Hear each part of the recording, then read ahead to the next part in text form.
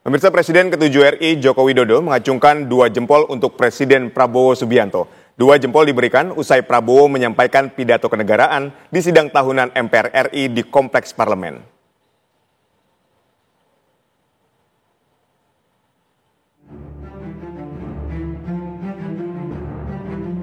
Presiden Prabowo Subianto menyampaikan pidato kenegaraan dalam sidang tahunan MPR di Kompleks Parlemen, Gedung Nusantara, Jakarta pada Jumat kemarin. Dalam pidatonya, Presiden Prabowo menyatakan transisi kepemimpinan nasional dari Presiden ke-7 RI Joko Widodo ke pemerintahannya berjalan lancar. Bahkan peralihan itu diakui oleh dunia. Prabowo menegaskan ini bukti demokrasi Indonesia matang dan kuat dengan menganut demokrasi khas Indonesia. Saya ingin menyampaikan bahwa transisi kepemimpinan nasional dari Presiden Joko Widodo ke pemerintahan yang saya pimpin berjalan dalam semangat persatuan, penuh kehormatan dan kedewasaan politik. Peralihan kepemimpinan yang diakui dunia sebagai peralihan yang lancar dan sangat baik adalah bukti demokrasi kita matang dan kuat. Tidak semua negara mampu melaksanakan transisi kepemimpinan dengan baik dan lancar seperti kita. Di mana-mana ketika saya berada di luar negeri, banyak pemimpin negara sahabat bertanya kepada saya, "How did you do it? How did Indonesia manage?" Saya sampaikan ke mereka, kita berhasil karena kita menganut demokrasi yang khas Indonesia. Demokrasi yang sejuk, demokrasi yang mempersatukan, bukan demokrasi yang saling gontok-gontokan, saling menjatuhkan, saling maki-memaki, saling menghujat, bukan demokrasi yang saling membenci. Presiden Prabowo mendapatkan pujian usai pidato kenegaraan, salah satunya dari Presiden ke-7 RI Joko Widodo. Usai pidato, Presiden Prabowo menghampiri dan menyalami deretan presiden dan wakil presiden periode sebelumnya sebagai bentuk penghormatan. Momen menarik terjadi saat Prabowo memberikan hormat kepada Jokowi dan bersalaman. Jokowi kemudian mengacungkan 2 jempol untuk Prabowo. Lantas, apa makna di balik acungan 2 jempol Jokowi untuk Prabowo? Dari Jakarta, tim TV One mengabarkan.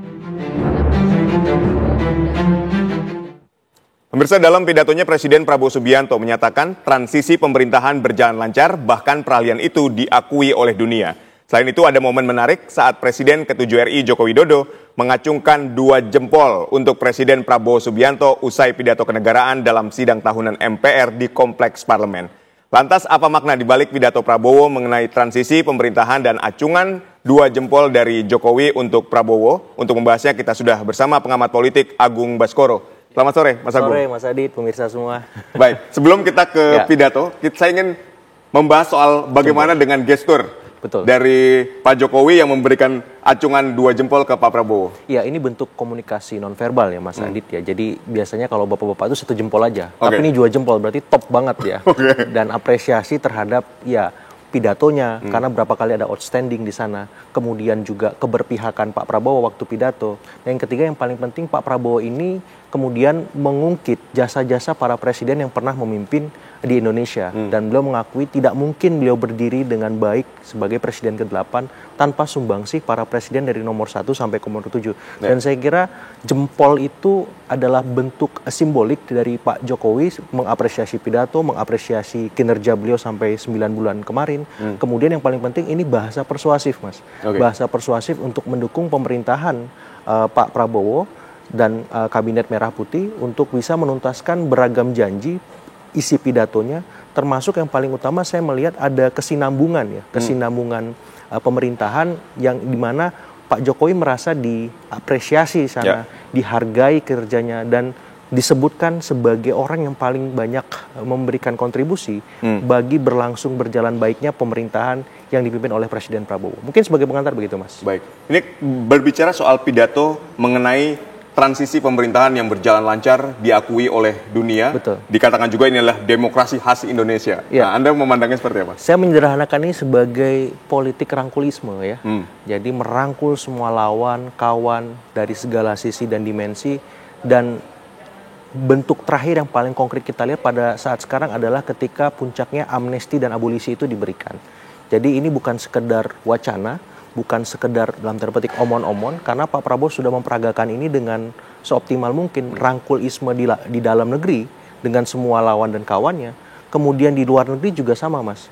Jadi ada istilah politik luar negeri beliau, terjemahan dari politik luar negeri bebas aktif itu good policy neighborhood. Jadi menjadi tetangga yang baik bagi semua. Tapi kita tidak boleh melupakan sistem keamanan pertahanan semesta kita juga, karena anggaran pertahanan kita juga meningkat pesat kan. Betul. Jadi kita menjadi tetangga yang baik, kita merangkul semua di dalam, tapi bukan berarti kita diam, bukan berarti kita nggak bersiap atas segala macam ancaman, tantangan dan tantangan apapun semacam itu. Jadi saya melihat memang politik rangkulisme ini akan menjadi pola atau pakem politik dari Pak Prabowo untuk menjalankan pemerintahan baik di level domestik maupun di level global. Dan saya kira sejauh ini apresiasinya luar biasa. Pertama di India kita dihormati, ikut dalam barisan hari kemerdekaan atau hari nasional mereka. Betul. Termasuk di Prancis ada Bastille Day, kita menjadi pengiring utama yang terlibat di sana, dan beberapa bentuk lain yang itu menunjukkan diplomasi luar negeri maupun politik luar negeri kita berjalan pada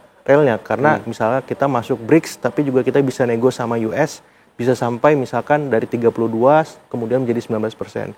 Kemudian dengan Uni Eropa bisa sampai 0% dengan CEPA setelah 10 tahun istilahnya nggak selesai-selesai semacam itu. Jadi saya melihat secara keseluruhan ya konsolidasi politik yang dilakukan oleh Presiden Prabowo hari ini sudah pada relnya, tapi bagaimana kemudian ini bisa terkawal dengan baik, karena ini kan tidak mudah di tengah geopolitik geostrategis global yang rentan untuk bisa berselancar di antara dua karang ataupun lebih banyak karang-karangnya itu, termasuk di dalam negeri, karena kita tahu ya poros-poros kekuasaan yang terbentuk hari ini kan cukup banyak, ada Cikeas, ada Solo, ada Tuku Umar ya. Ini supaya seimbang, supaya tidak berpihak ke salah satu, ini kan harus ciamik betul menempatkannya pada porsi dan takarannya. Ya, jadi ini sebenarnya demokrasi khas Prabowo apa demokrasi khas Indonesia sebetulnya? Saya nggak berani bilang khas Indonesia, saya bilang khas Pak Prabowo. Merangkul semua, rangkulisme tadi, karena ini baru kita lihat 9 bulan ke belakang. Kalau misalnya kita asumsikan ini Indonesia, nggak ada masalah sebenarnya. Tapi itu akan kita bisa simpulkan ketika Pak Prabowo selesai pada term pertamanya. Oh, seperti ini penerjemahan politik atau demokrasi ala Indonesia itu, karena saya masih meraba-raba nih demokrasinya seperti apa. Apakah memang bisa tetap on the track? Karena kan ada banyak definisi lain ataupun terminologi lain mengungkapkan soal demokrasi itu sendiri. Dan sebelumnya di presiden-presiden sebelum Pak Prabowo, demokrasi mereka juga ada gitu. Kalau misalkan disimpulkan semuanya punya kesamaan, di mananya, karena ini baru 9 bulan seperti itu. Ketika Anda berbicara soal rangkulisme tadi, tapi kita juga melihat hari ini kan kita juga dipertontonkan sama dinamika politik nih. Betul. Nah, Anda membacanya seperti apa?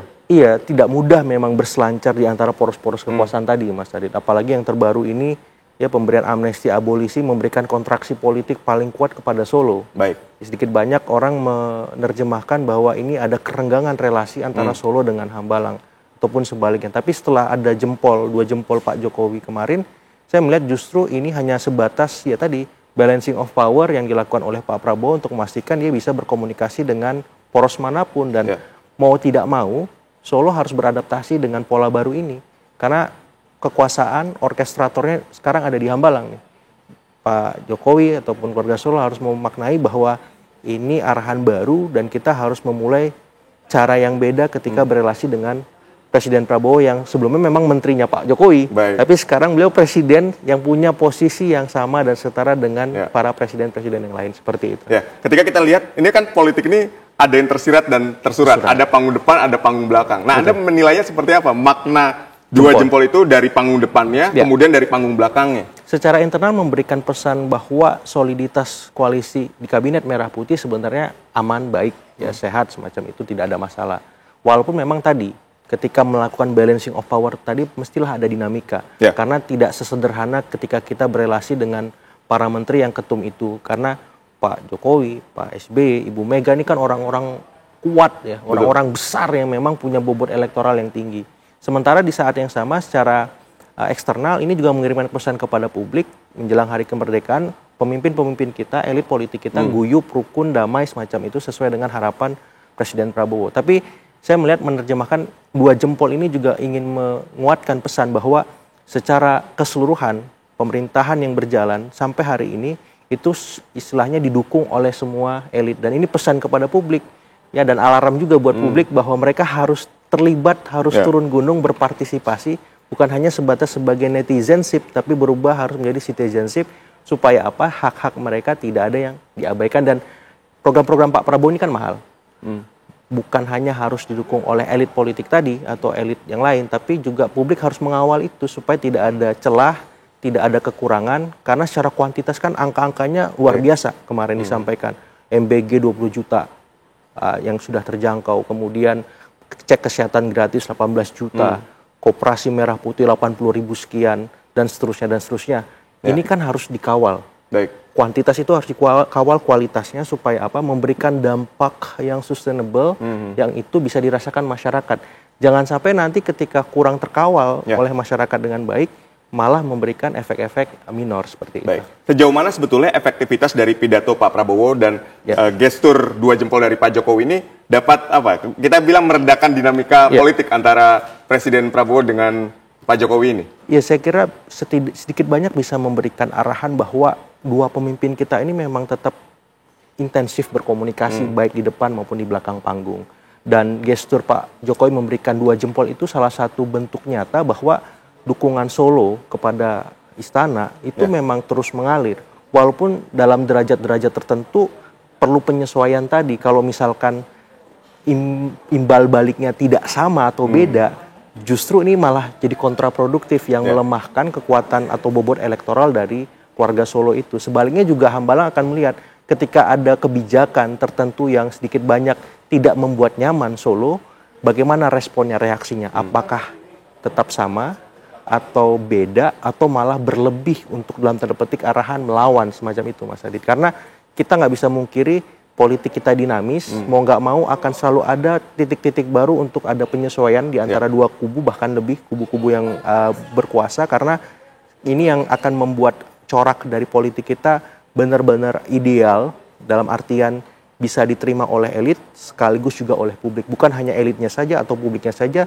Disinilah peran Pak Prabowo sebagai presiden, sebagai kepala negara, kepala pemerintahan, memastikan dia bisa menyeimbangkan politik, gaya politiknya, gaya pemerintahannya ke semua pihak, ke semua aktor, ke semua sisi pemerintahan. Karena kalau misalkan hanya salah satu bandul saja yang dia kelola, kemudian melupakan yang lain, justru ini kontraproduktif. Dan kalau dia memang pengen ini sustainable kekuasaannya, pemerintahannya, maka dia harus bisa merangkul semua seperti itu. Merangkul semuanya, dan termasuk ya tadi gestur yang diberikan oleh Pak Jokowi ini semoga juga bisa jadi penyejuk ya di antara dinamika politik di negeri ini yang sedang terjadi. Baik, terima kasih. Sama-sama Mas Adit. Mas Agung Baskoro telah berdialog bersama kami. Sehat dan sukses selalu untuk Anda.